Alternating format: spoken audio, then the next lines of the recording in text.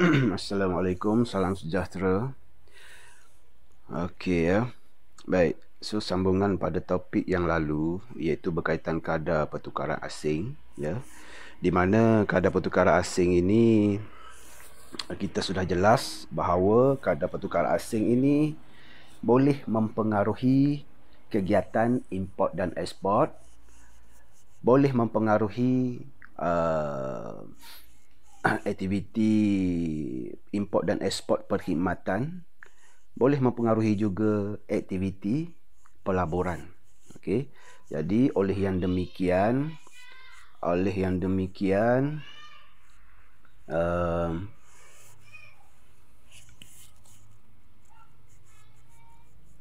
sudah pastilah kadar pertukaran asing itu akan mempengaruhi imbangan pembayaran. Okey. So secara ringkas kita akan lihat imbangan pembayaran dalam sistem kadar pertukaran tetap ini. Okey. Walau bagaimanapun kita kena kenal dulu. Kita kena kenal dulu apakah itu imbangan pembayaran. Apakah itu imbangan pembayaran. Jadi kita lihat apakah itu imbangan pembayaran. Baik, berdasarkan slide ini, imbangan pembayaran ialah satu penyata keuangan yang merekodkan segala urus niaga, barang dan perkhidmatan dan aliran modal. Okey. Dan aliran modal antarabangsa untuk tempoh tertentu. Biasanya setahun lah. Okey, biasanya setahun. Jadi bila disebut di sini antarabangsa, maka sudah pastilah dia akan melibatkan antara negara. Melibatkan antara negara. Dia akan melibatkan antara negara. Bukan melibatkan antara negeri-negeri dalam negara yang sama, tetapi akan melibatkan antara negara. Okey. Baik. So, ia berguna untuk membolehkan kerajaan mengetahui kedudukan ekonomi antarabangsa negara. Ia membantu kerajaan membuat keputusan mengenai dasar-dasar keuangan dan fiskal serta isu-isu perdagangan dan pembangunan antarabangsa. Okey, terdiri daripada 3 struktur imbangan yang utama, iaitu imbangan akaun semasa, imbangan akaun modal dan imbangan keseluruhan. Imbangan keseluruhan. Okey. So dalam imbangan akaun semasa itu, dalam imbangan akaun semasa ini ada beberapa pecahan. Okey. Antaranya imbangan dagangan, imbangan perkhidmatan, imbangan pendapatan. Okey, so kita akan lihat satu persatu. Right? Baik, so ini adalah secara kasar komponen-komponen yang ada dalam imbangan pembayaran.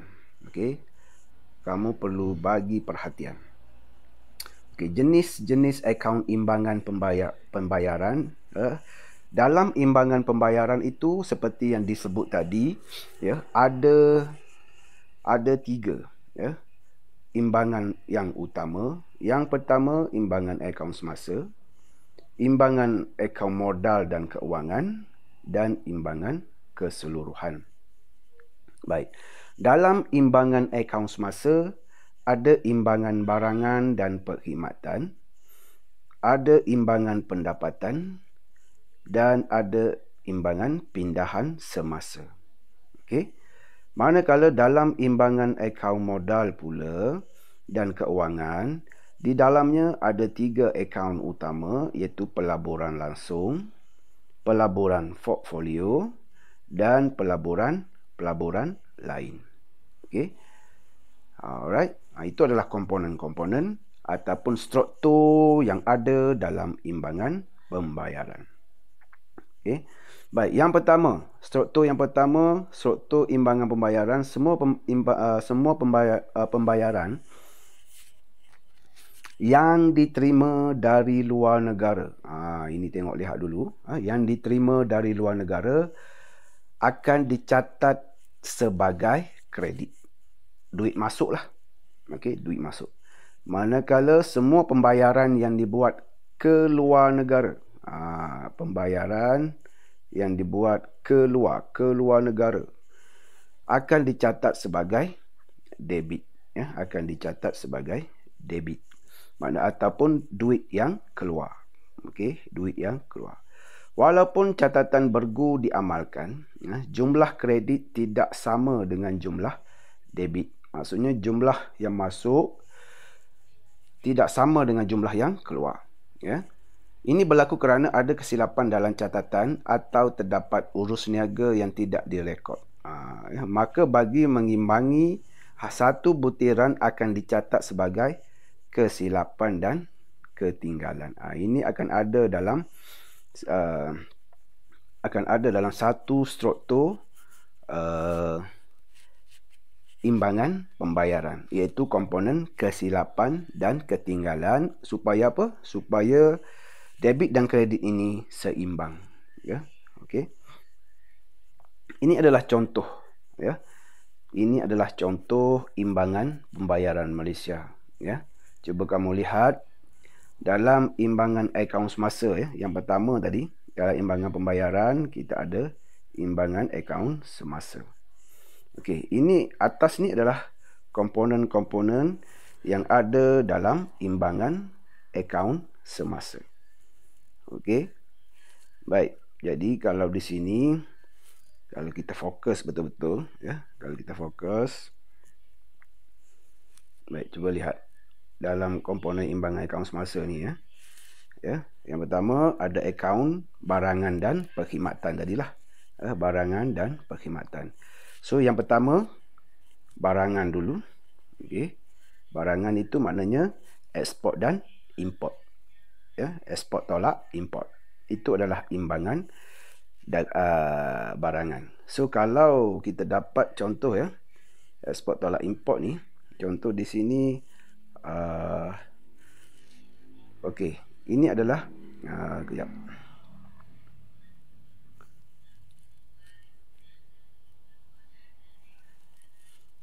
Baik, kalau kita lihat di sini, ini adalah ekspor, ya, ini kedua-dua ini.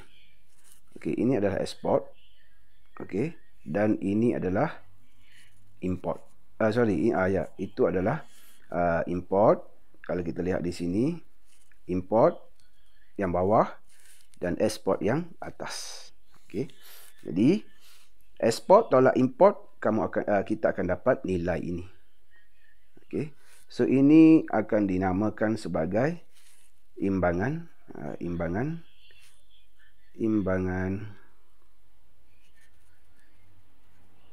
ini akan dinamakan sebagai imbangan dagangan. Okey. Imbangan dagangan.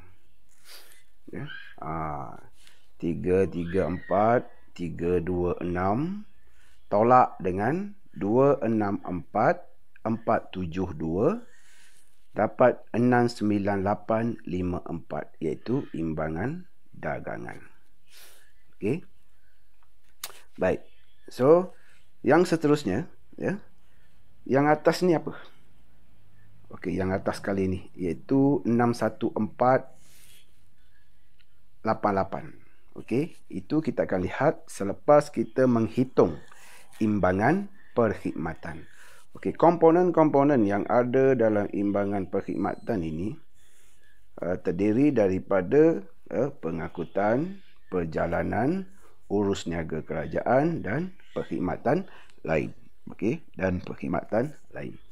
Jadi komponen-komponen yang ada dalam ni akan menentukan imbangan perkhidmatan. So dalam contoh ini, imbangan yang perkhidmatan yang kita perolehi ialah 83 negatif, ya, 8366. Maksudnya Macam mana nak dapat negatif 8366 itu? Okey, dengan cara totalkan semua ni. Okey, totalkan 2.1 hingga 2.4. Okey. Di sini. Akan dapat semua imbangan akaun perkhidmatan. Negatif 11,352 tambah 16,148 tambah 25 tolak 13,187. Maka akan dapat negatif 8366. Okey. So 8366 ini, 8366 ini, negatif 8366 ini merupakan imbangan perkhidmatan. Okey, imbangan perkhidmatan. So apabila ini adalah imbangan dagangan ya. Tadi kita tunjukkan tadi ini adalah imbangan dagangan. So apabila imbangan dagangan tambah dengan imbangan perkhidmatan, maka kita akan dapat yang atas kali ini. Okey, 61488. Okey, yang atas kali itu namanya imbangan barangan dan perkhidmatan. Tapi dalam imbangan barang dan perkhidmatan ada dua imbangan yang utama, iaitu imbangan barangan ataupun imbangan akaun dagangan. Okey, dua ini ialah ekspor dan import ni, ekspor tolak import ini adalah imbangan dagangan.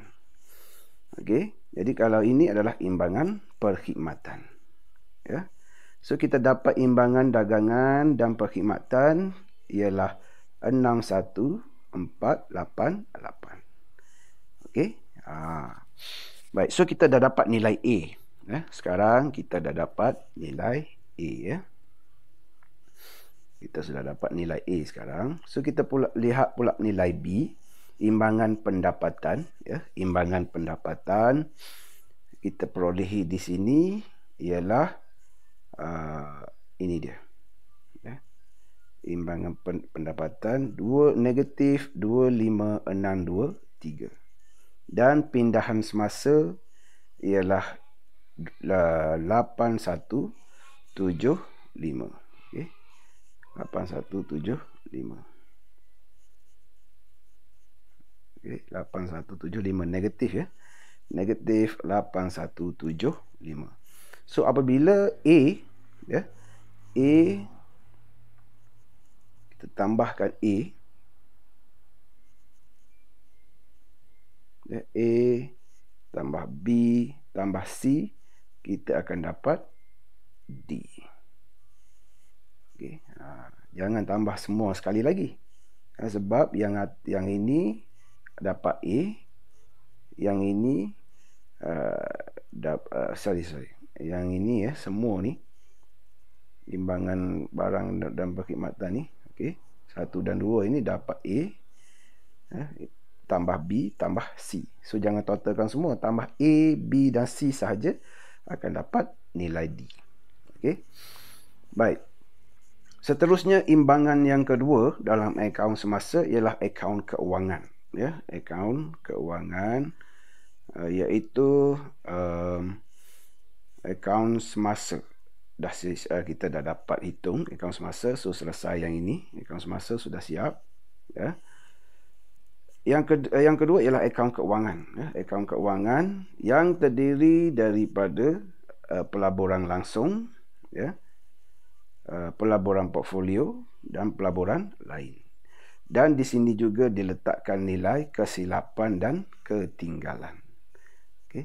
Jadi bila kita tambah ke semua ni akaun keuangan ini, akaun keuangan ini adalah komponen-komponen akaun keuangan. Okey. Ini 3 ni. Okey, ini adalah komponen-komponen akaun keuangan. So bila kita totalkan, kita akan dapat nilai yang atas ni, iaitu nilai akaun keuangan. Okey, nilai akaun keuangan. Dan so bila kita nak totalkan nanti, D tambah E sahaja. Okey. So D tambah E sahaja. Bukan D tambah I1 tambah I2, tak ada. Tak perlu dah. Sebab I1, I2, I3 tu kita sudah tambah dan jumlahnya ialah E. Okey. Akaun keuangan. So untuk totalkan keseimbangan keseluruhan nanti, kita akan tambahkan dengan nilai E sahaja. Okey, nilai E sahaja. Dan akhir sekali, kesilapan dan ketinggalan, iaitu akaun untuk mengimbangkan antara kredit dan debit. Okey. G, imbangan keseluruhan, iaitu D tambah E tambah F. Okey. D tambah E tambah F. Imbangan akaun A, B dan C tak perlu dah. Sebab kita sudah total, kita dah totalkan ia menjadi D. Untuk mendapatkan imbangan keseluruhan, nilai D tambah E dan tambah F, maka kita akan dapat imbangan keseluruhan. So untuk tahun 2001 ini, imbangan keseluruhan yang kita perolehi ialah 3662. Okey, 3662. Baik, H tu apa? Okey. H itu adalah asset reserve. Okey, asset reserve bermakna kita akan terangkan nanti, tapi dia akan kontra dengan imbangan keseluruhan. So contoh di sini kita dapat imbangan keseluruhan yang positif 3662 kan. Okey, positif, maka asset reserve akan menjadi negatif 3662. Okey, begitu jugalah untuk tahun-tahun yang lain, ya. Kita dapat imbangan keseluruhan yang positif, ya.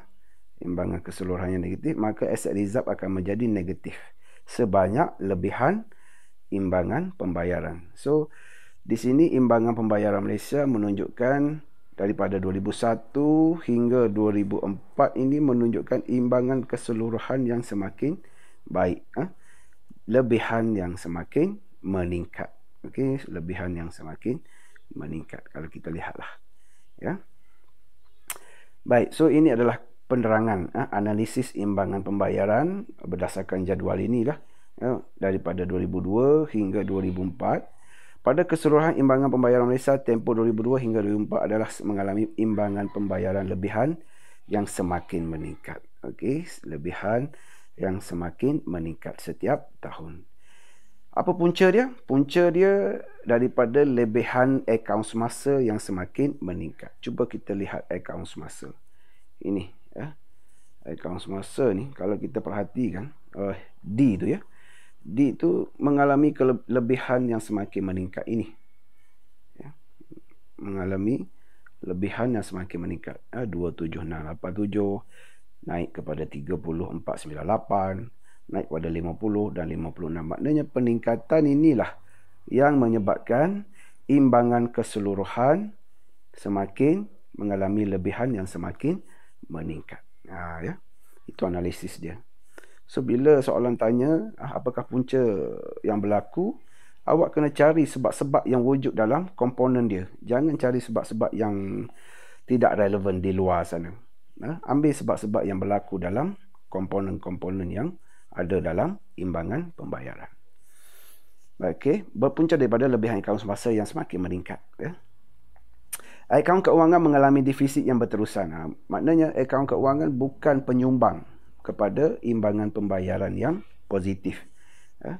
Akaun keuangan mengalami defisit. Defisit ini ialah kurangan lah, ya. Kurangan maknanya duit aliran modal yang masuk, ya, lebih kecil daripada aliran yang keluar, menyebabkan akaun keuangan mengalami defisit yang berterusan sepanjang 2002 hingga 2003 kerana berlaku defisit berterusan dalam akaun pelaburan lain. Kerana kan, bila kerana ni, bila disebut di sini kerana, bila disebut kerana di sini, maknanya itu punca dia lah.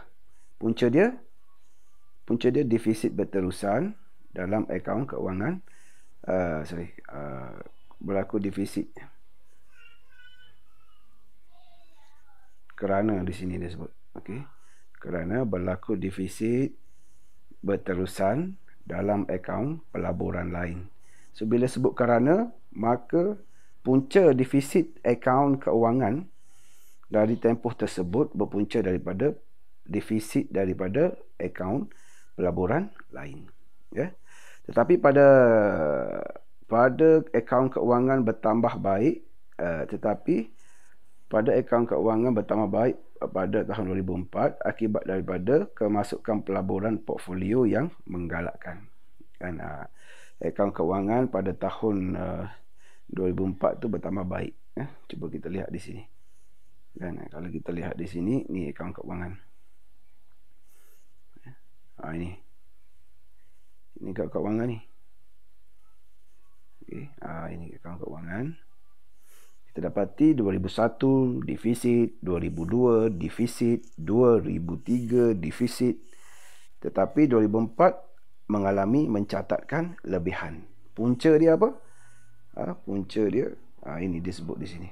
Okey, bertambah baik pada tahun sebab kemasukan pelaburan portfolio yang menggalakkan. Kenapa dia bagi tahu pelaburan portfolio? Sebab pelaburan portfolio ni menunjukkan nilai yang makin bagus.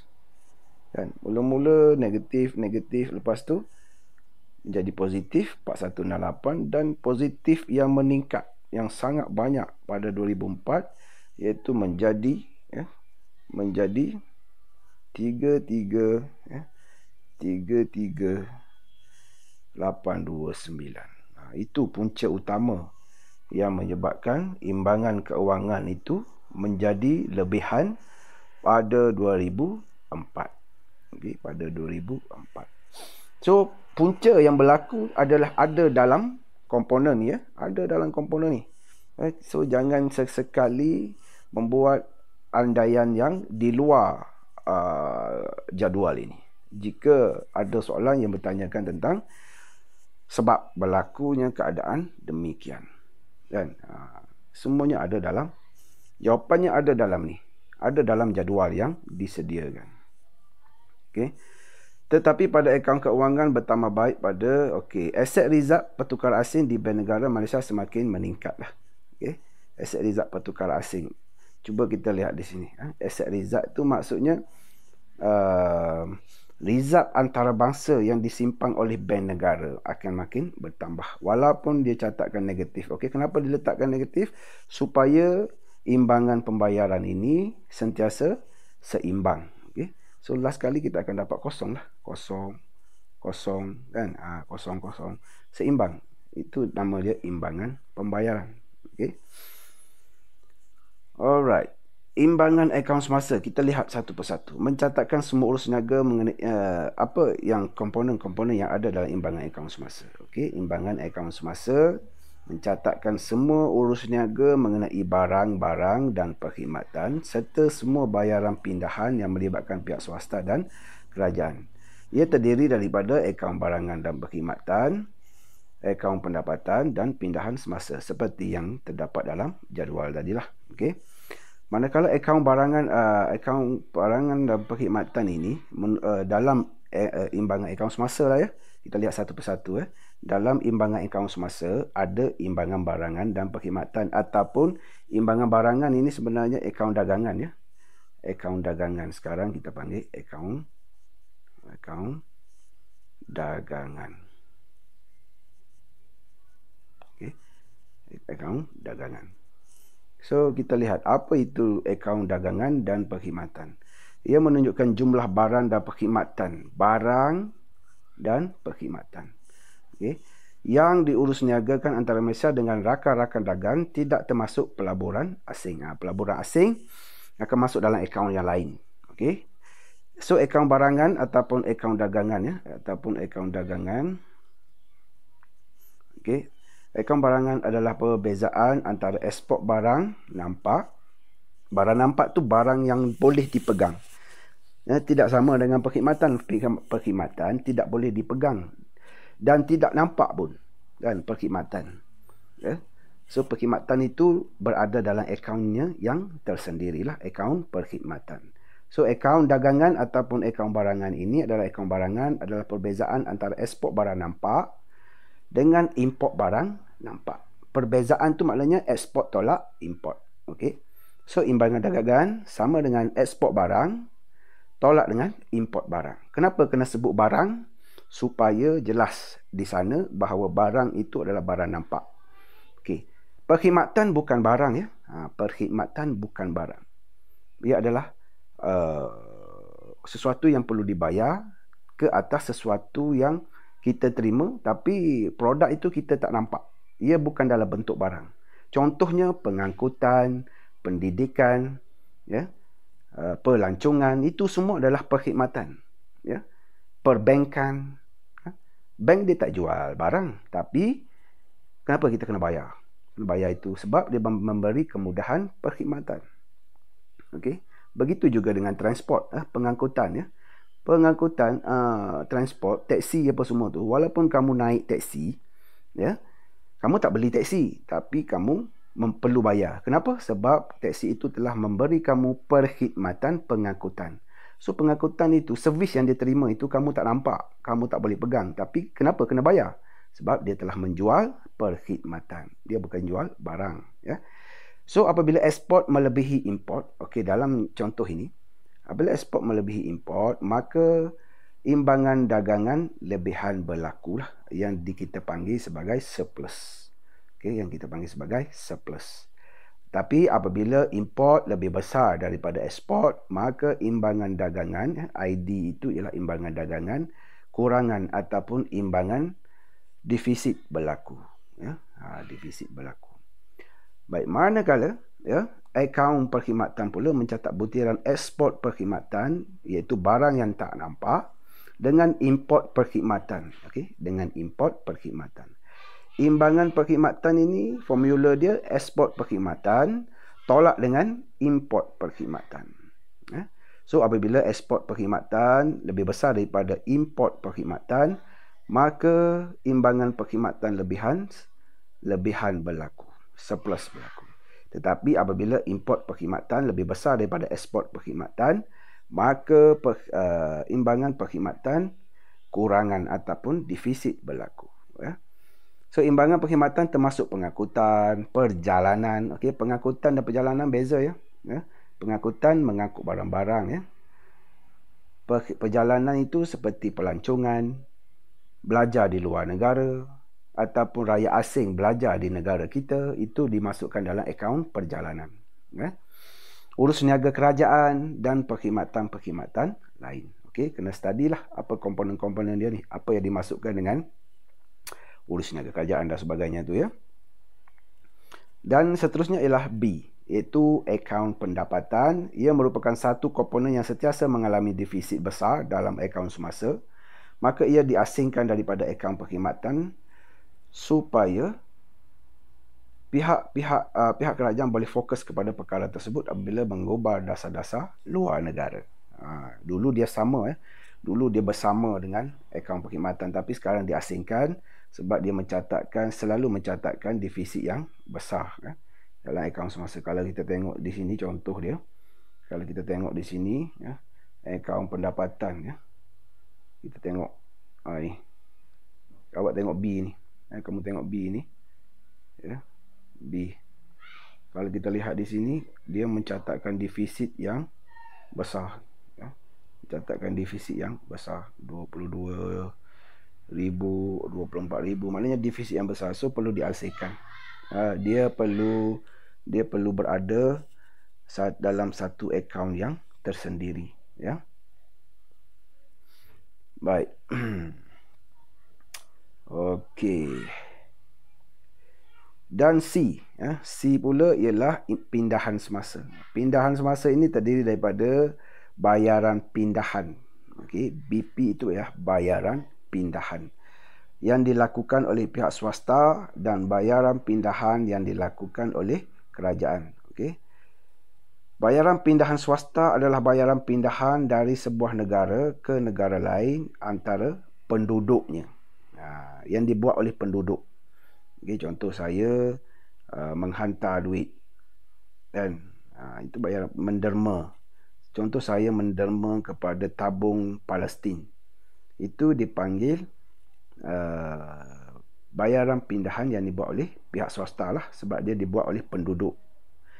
Contoh, pekerja asing yang bekerja di Malaysia menghantar sebahagian pendapatan mereka kepada keluarga di negara asal, dan sebaliknya bagi penduduk Malaysia yang berkhidmat di luar negara. Itu akan dimasukkan dalam bayaran pindahan swasta. Okey. Perbezaan antara nilai pembayaran pindahan dengan penerimaan pindahan tersebut dikenali sebagai pindahan swasta bersih. Okey, pindahan swasta bersih.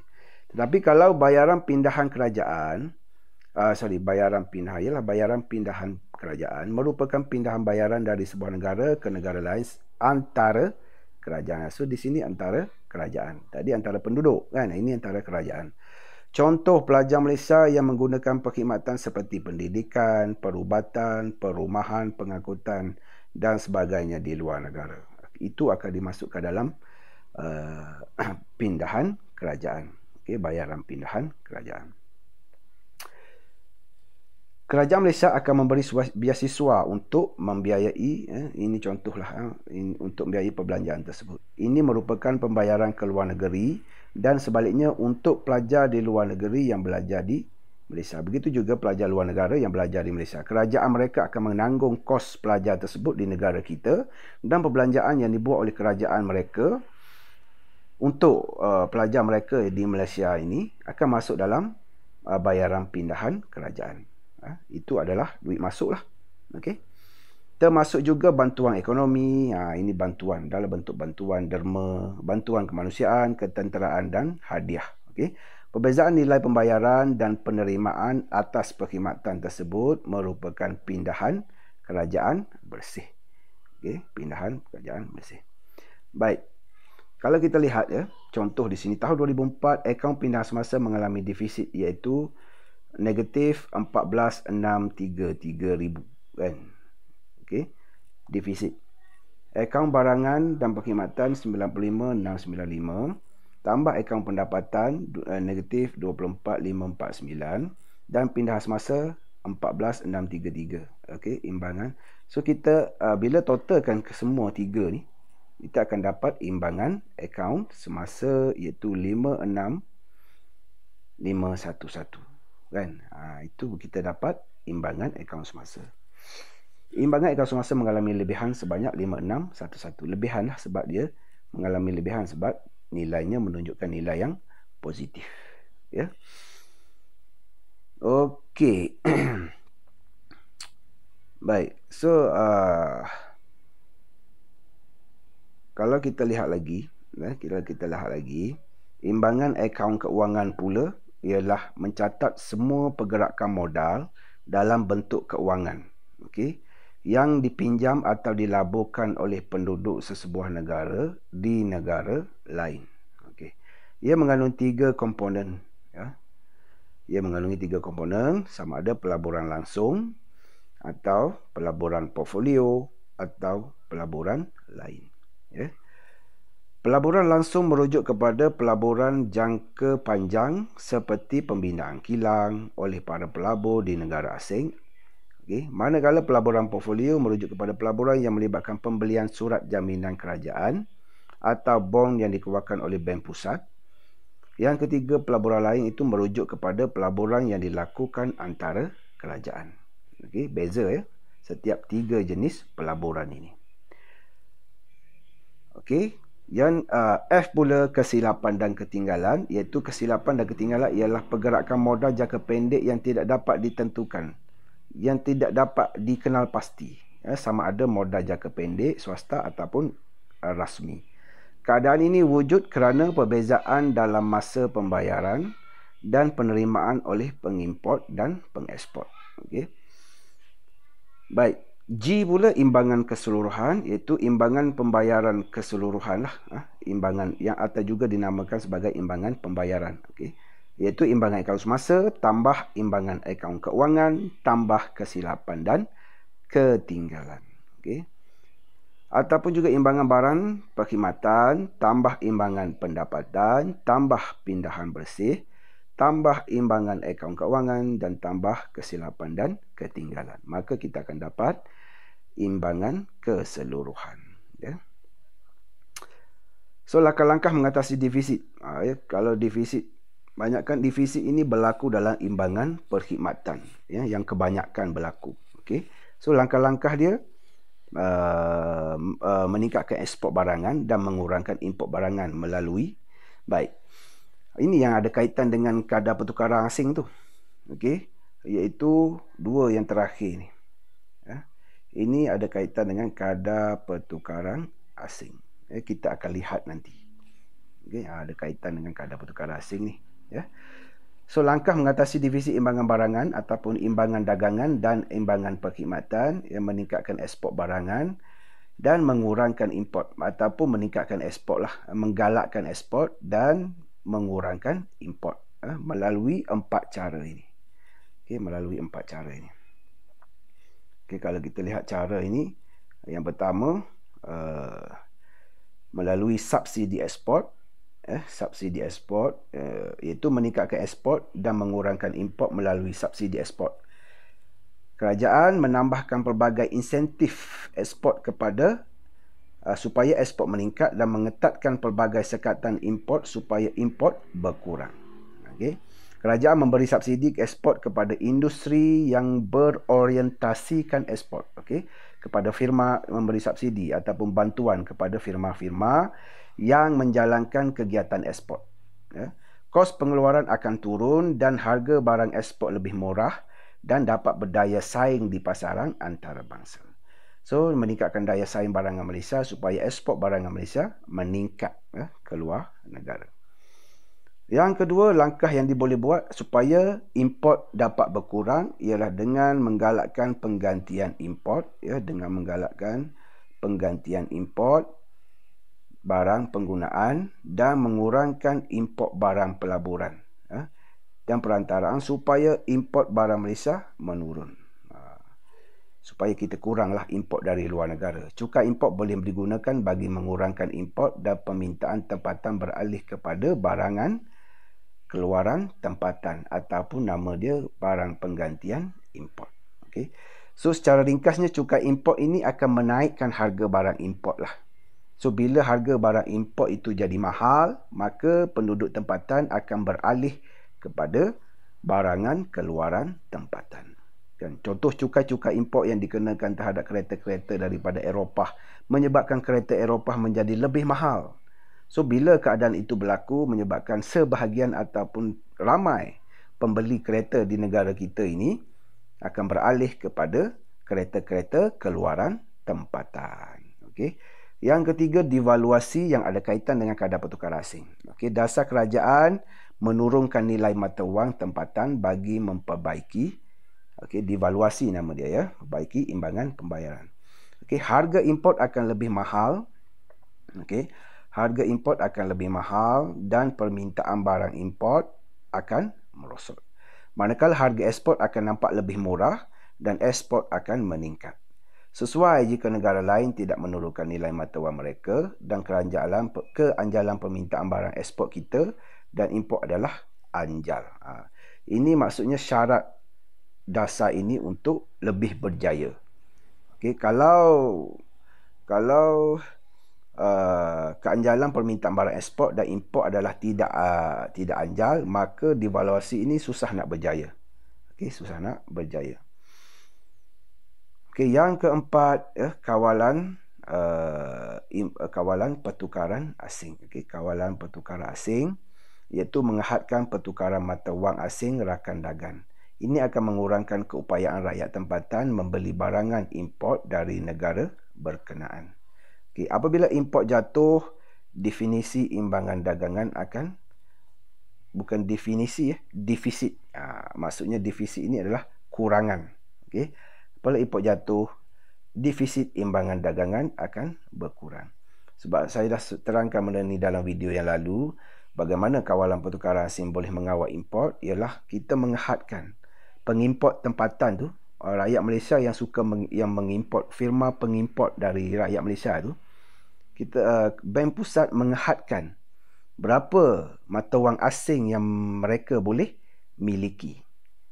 So bila Bank Pusat menghadkan firma A ini hanya boleh memiliki 1 juta yen sahaja, mata wang yen, maka pengimport itu hanya boleh mengimport sebanyak 1 juta yen sahaja barang dari Jepun. Nah, itu masuk kawalan pertukaran asing. Okey. Okey, kalau kita lihat di sini, itu kamu semua pelajar ya, pelajar kena pastikan kamu faham konsep devaluasi ini. Kita akan sambung dalam konsep yang seterusnya, iaitu bagaimana melalui dasar kadar pertukaran asing ini boleh mempengaruhi imbangan pembayaran. Okey. So semua ini membaiki imbangan perkhidmatan pula. Imbangan perkhidmatan kita sudah tahu di dalamnya ada perjalanan, pengangkutan, perkhidmatan lain dan sebagainya kan. So bagaimana? Sebab imbangan perkhidmatan inilah yang banyak mencatatkan nilai yang defisit. Okey. So galakkan, yang pertama galakkan pelancongan dalam negeri. Kita menggalakkan rakyat tempatan melancong dalam negara sahaja. Kan? Itu boleh mengurangkan import perkhidmatan. Ya. Boleh mengurangkan. Sebab kalau kita melancong ke Thailand, kita melancong ke Singapura dan luar negara, itu bermaksud kita mengimport perkhidmatan dari mereka sebenarnya. Bila kita pergi Singapura, kita duduk di hotel sana, ya. So kita bayar di sana. So kita import perkhidmatan hotel bagi Malaysia sebenarnya. Baik, yang kedua meluaskan perkhidmatan tambang dan insurans tempatan. So ini akan membaiki imbangan pengangkutan lah, imbangan pengangkutan dan membaiki perkhidmatan lain. Okey. Seterusnya galakkan pelancongan dalam negeri. Kita lihat dulu, menggalakkan pertumbuhan sektor pelancongan dalam negeri serta menggalakkan ekspor perkhidmatan lain. Ini bagi meningkatkan pelancongan dalam negeri dan mengurangkan aktiviti melancong ke luar negara agar aliran keluar mata wang asing dapat dikurangkan. Ya. Menggalakkan pelancong asing masuk ke Malaysia bagi mengurangkan defisit imbangan perkhidmatan keseluruhan. Menggalakkan. Okay. Menggalakkan pelancong asing datang ke negara kita. Walau bagaimanapun, data perjalanan iaitu perbezaan bayaran pelancong asing dan tempatan sentiasa positif. Kalau ikut jadual itulah. Okay. Baik, so meluaskan perkhidmatan tambang, insurans dan tempatan. Menggalakkan perkembangan perkhidmatan perkapalan. Ini di bawah komponen pengangkutan, ya, imbangan akaun pengangkutan. Perkapalan dan perlindungan insurans tempatan supaya dapat mengurangkan defisit tambang dan insurans. Tambang dan insurans adalah perbezaan antara penerimaan tambang dan insurans daripada penggunaan pengangkutan dan insurans antara tempatan dengan asing. Ini di bawah akaun pengangkutan, ya, di bawah akaun pengangkutan. Dan yang terakhir sekali ialah membaiki imbangan perkhidmatan lain, ya. Perkhidmatan lain menyumbang kepada defisit di dalam imbangan akaun perkhidmatan. Oleh itu langkah mengatasi defisit itu dengan membaiki dan memajukan mutu perkhidmatan lain dengan memajukan perkhidmatan tempatan setanding dengan mutu perkhidmatan dari luar negara. Maka rakyat negara ini lebih cenderung menggunakan perkhidmatan lain yang disediakan dalam negara lah berbanding perkhidmatan lain yang disediakan dari luar negara. Okey. Itu adalah secara umum berkaitan dengan imbangan pembayaran. Okey, kena faham, kena komponen-komponen yang ada dalam imbangan pembayaran itu kena faham apakah konsep-konsep yang ada dalam komponen tersebut. Dan yang kedua paling penting di sini ialah bagaimana untuk memperbaiki setiap komponen yang ada dalam imbangan pembayaran. Okey. Itu saja video untuk tajuk imbangan pembayaran. Kita akan lihat topik-topik seterusnya dalam video yang akan datang. Okey, itu saja. Terima kasih. Assalamualaikum.